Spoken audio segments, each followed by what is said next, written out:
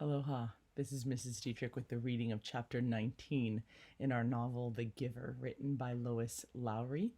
We left off with 18, learning about what happened with Rosemary, and which was the previous receiver of memory that didn't work, that she had applied for release, and that they complied right away and let her go. And here we are with chapter 19. Let's see what happens. Jonas glanced at the clock.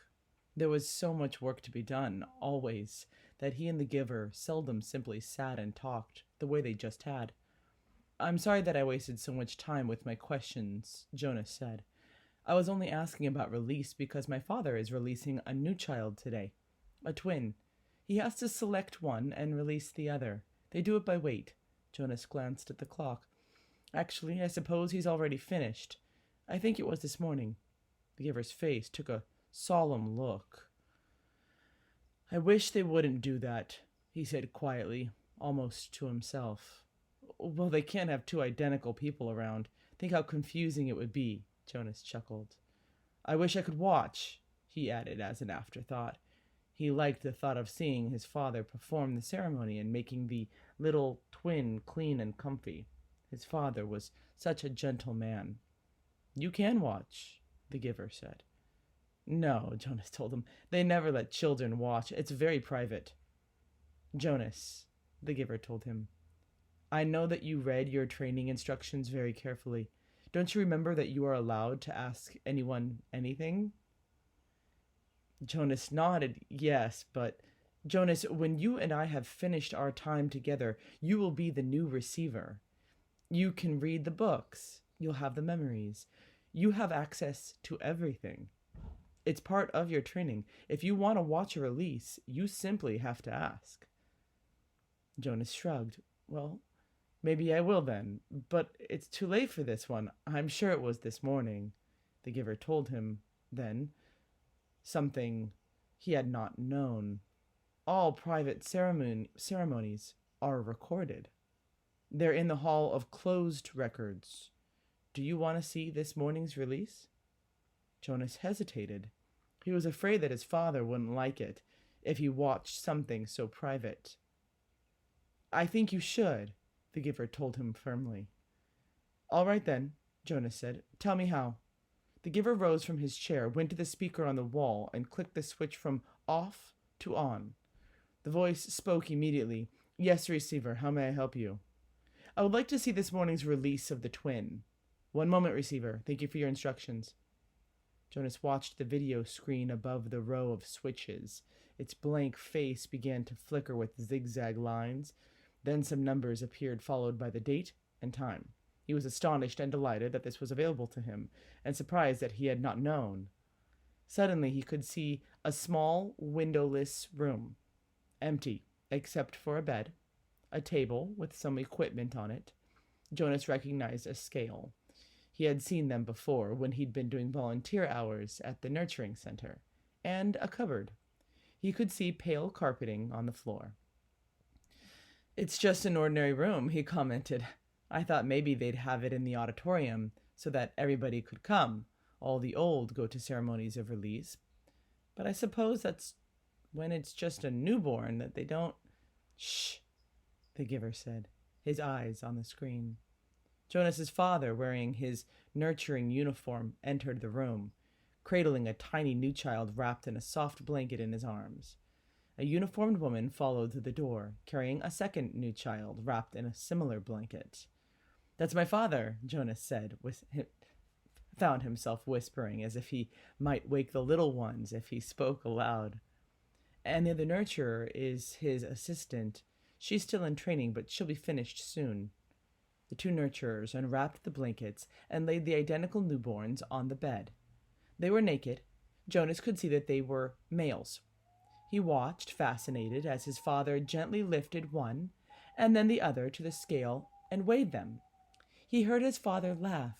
"Good," his father said to the woman. "I thought for a moment they might both be exactly the same. Then we'd have a problem. But this one," he handed one, after rewrapping it to the assistant, "is 6 pounds even, so you can clean him up and dress him and take him over to the center. The woman took the new child and left through the door she had entered. Jonas watched as his father bent over the squirming new child on the bed. "And you, little guy, you're only 5 pounds 10 ounces. A shrimp." "That's the special voice he uses with Gabriel," Jonas remarked, smiling. "Watch," the giver said. "Now he cleans him up and makes him comfy," Jonas told him. "He told me." "Be quiet, Jonas," the giver commanded in a strange voice. "Watch." Obediently, Jonas concentrated on the screen, waiting for what would happen next. He was especially curious about the ceremony part. His father turned and opened the cupboard. He took out a syringe and a small bottle. Very carefully, he inserted the needle into the bottle and began to fill the syringe with a clear liquid. Jonas winced sympathetically. He had forgotten that new children had to get shots. He hated shots himself, though he knew that they were necessary. To his surprise, his father began very carefully to direct the needle into the top of the new child's forehead, puncturing the place where the fragile skin pulsed. The newborn squirmed and wailed faintly. "Why is he—" "Shh," the giver said sharply. His father was talking, and Jonas realized that he was hearing the answer to the question he had started to ask. Still in the special voice, his father was saying, I know. It hurts, little guy, but I have to use a vein, and the veins in your arm are too teeny-weeny." He pushed the plunger very slowly, injecting the liquid into the scalp vein until the syringe was empty. "All done. That wasn't so bad, was it?" Jonas heard his father say cheerfully. He turned aside and dropped the syringe into the waste receptacle. "Now he cleans him up and makes him comfy," Jonas said to himself, a word the giver didn't want to talk during the little ceremony. As he continued to watch, the new child, no longer crying, moved his arms and legs in a jerking motion. Then he went limp.